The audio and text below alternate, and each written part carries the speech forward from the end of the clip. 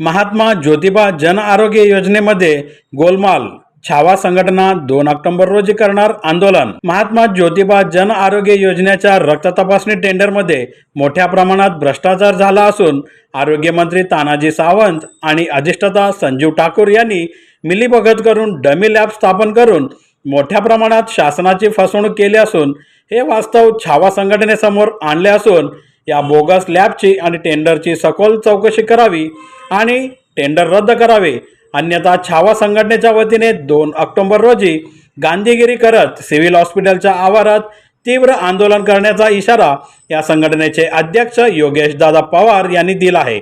या पत्रकार परिषदेला मल्लीनाथ बिराजदार, रतिकांत पाटील, संजय पारवे आदींची उपस्थिती होती।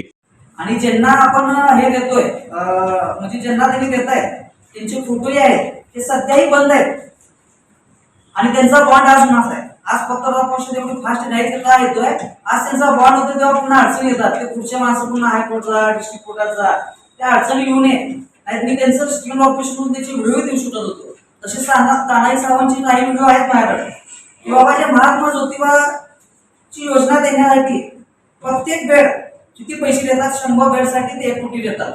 आणि याची माहिती मी स्वतः श्रीकांत शिंदे साहेबांची जी टीम आहे, चॅनलची टीम, त्या चॅनलच्या टीमला मी याची माहिती पाठवून आहे मागच्या 8 महिने आधी, आणि ही माहिती श्रीकांत शिंदे साहेबांनाही माहीत आहे की तानाजी सावंत हे महात्मा ज्योतिबा योजनेच्या माध्यमातून कसे पैसे राहतात ही त्यांनाही माहिती आहे। या टेंडरमध्ये